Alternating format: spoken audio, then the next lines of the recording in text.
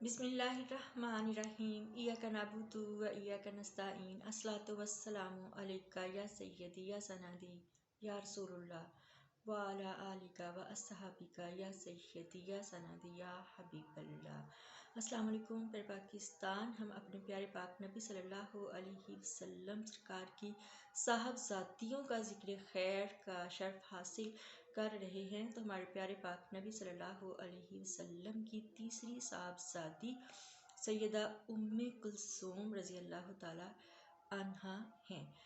آپ اپنی والدہ ماجدہ کی گود میں آئیں اعلان نبوت سے قبل، اور جب نبی پاک صلی اللہ علیہ وسلم کو اللہ تعالیٰ نے نبوت عطا فرمائی تو آپ بھی اپنی بہنوں کی طرح اپنی والدہ ماجدہ کے ساتھ ایمان لائیں اور اپنے پیارے اور پاک بابا کے دستے مبارک پر بیعت فرمائی۔ سیدہ ام کلثوم رضی اللہ تعالی عنہا کا بھی نکاح جو ہے اعلان نبوت سے قبل ابو لہب کے بیٹے عتیبہ سے ہوا تھا۔ تو جب سورہ لہب نازل ہوئی ابو لہب کی مذمت میں،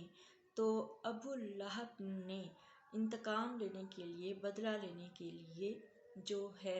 اپنے دونوں بیٹوں کو حکم دیا کہ رسول اللہ صلی اللہ علیہ وسلم کی دونوں بیٹیوں کو طلاق دے دو۔ تو اس طرح عتبہ نے سیدہ رقیہ رضی اللہ تعالی عنہا کو طلاق دی اور عتیبہ نے حضرت ام کلثوم رضی اللہ تعالی عنہا کو طلاق دے دی۔ نکاح ہوا تھا لیکن رخصتی ابھی نہیں ہوئی تھی۔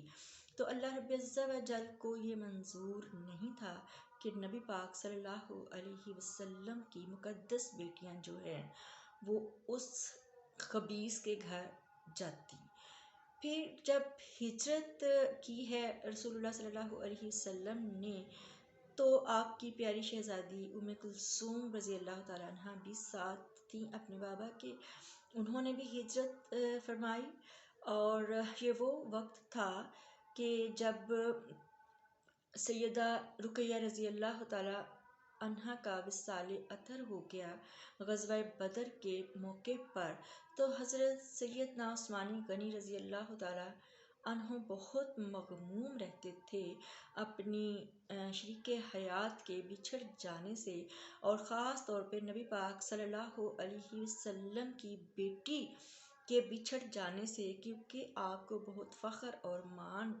تھا کہ آپ کے حرم مبارک میں جو ہے رسول اللہ صلی اللہ علیہ وسلم کی شہزادی ہیں۔ وہ بہت اداس رہتے اور بہت جو ہے وہ مغموم رہتے، اور ان کی یہ اداسی کو دیکھ کر جو ہے اللہ کی طرف سے حکم آیا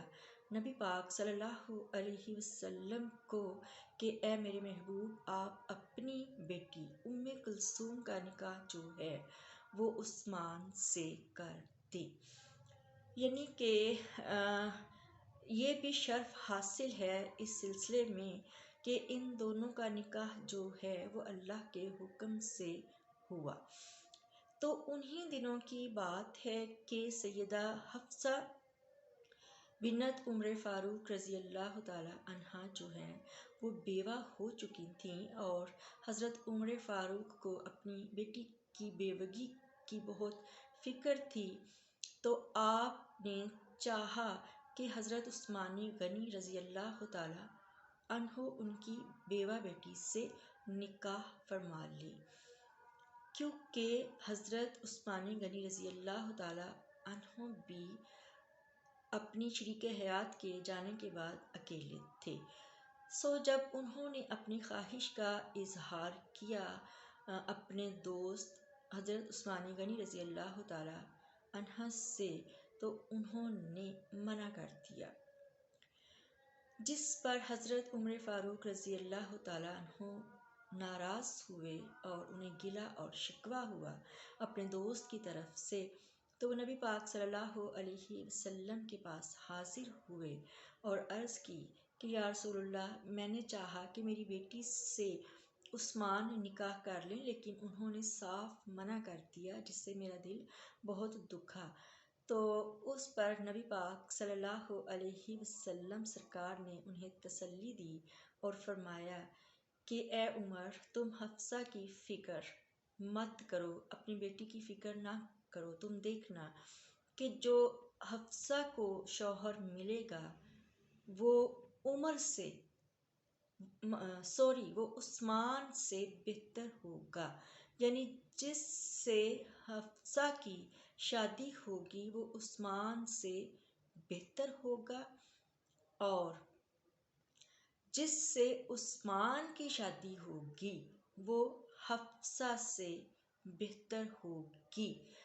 تو چونکہ حضرت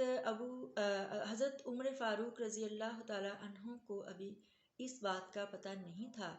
کہ رسول اللہ صلی اللہ علیہ وسلم جو ہیں وہ اپنی پیاری بیٹی کا نکاح ان سے کرنے جا رہے ہیں، اور خود اپنا نکاح مبارک جو ہے اس کا شرف ان کی پیاری بیٹی سیدہ حفصہ رضی اللہ تعالی عنہا کو بخشنے جا رہے ہیں۔ یہ ایک راز تھا، اور اس راز کا حضرت عثمان غنی کو پتہ تھا، سو اس وجہ سے انہوں نے راز تو نہیں بتایا لیکن پھر شادی سے انکار کر دیا۔ جو بعد میں حضرت عمر فاروق رضی اللہ تعالی عنہ کو اس بات کا پتہ چلا تو پھر ان کا گلہ اور شکوہ جو تھا اپنے بھائی سے وہ ختم ہو گیا۔